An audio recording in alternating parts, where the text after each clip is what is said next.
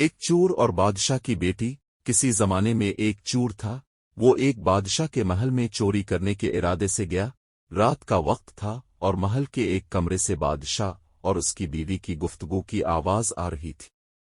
وہ کھڑے ہو کر سواننے لگا، اگرچہ ایسا سواننا غلط ہے، ناجائز ہے، چوری ہے، لیکن چور تو چوری ہی کرنے آیا تھا، تو اسے سواننے میں کیا چیز مانے ہوتی، آخر وہ چور ہی تو تھا۔ اس چور نے سانا کہ بادشاہ اپنی بیوی سے کہہ رہا ہے کہ میں اپنی بیٹی کی شادی ایسے آدمی سے کروں گا جو نہایت متقی و پرہیزگار ہو، بہت اللہ والا ہو۔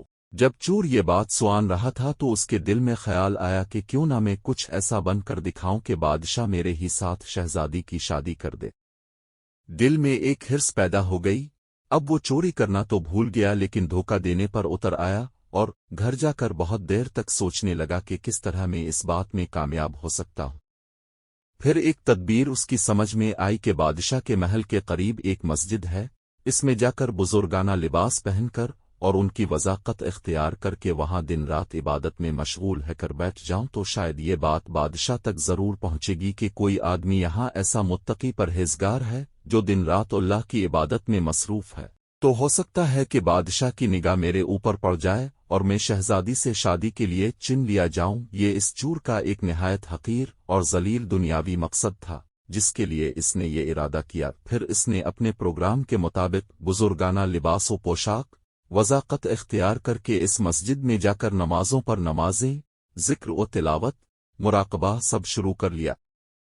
دن گزرتے رہے اور لوگوں میں شہرت ہوتی گئی کہ کوئی اللہ لے بہت بڑے ولی یہاں آ گئے ہیں جو دن رات عبادت کرتے ہیں۔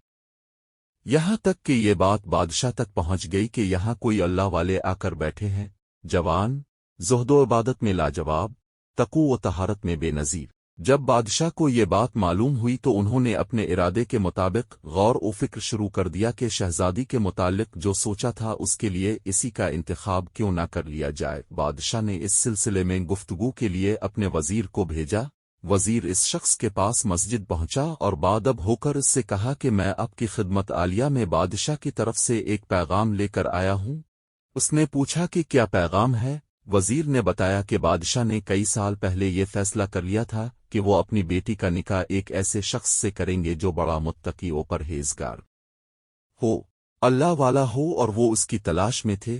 ان جو نظر گئی تو نظر انتخاب اب پر آ کر رک گئی ہے، لہذا بادشاہ نے مجھے بھیجا ہے کہ اس سلسلے میں اب سے گفتگو کروں۔ یہ شخص جو دراصل اسی تمنا و آرزو میں یہاں آ کر بیٹھا تھا بہت دیر تک وزیر کی گفتگو سنتا رہا۔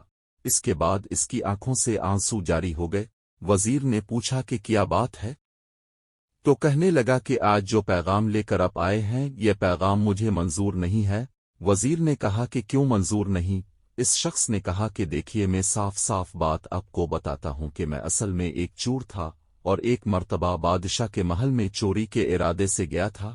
پھر جو کچھ بھی ہوا اس کو سنایا اور اس کے بعد اس چور نے کہا کہ میں نے تو یہ وضاقت اسی حرص کی وجہ سے اختیار کی تھی، لیکن میں یہاں آ کر بیٹھا تو میرے خدا نے مجھے اپنا بنا لیا، اب بس اس کے بعد مجھے اور کسی کی ضرورت نہیں، میرے لیے میرا خدا کافی ہے۔ بے شک جب عبادت ہو جائے، نماز ہو جائے، ذکر ہو جائے اور ہماری دیگر عبادتیں واقعی عبادتیں ہو جائیں تو بے شک یہ نمازیں اور عبادتیں انسان کو برائیوں سے روکتی ہیں۔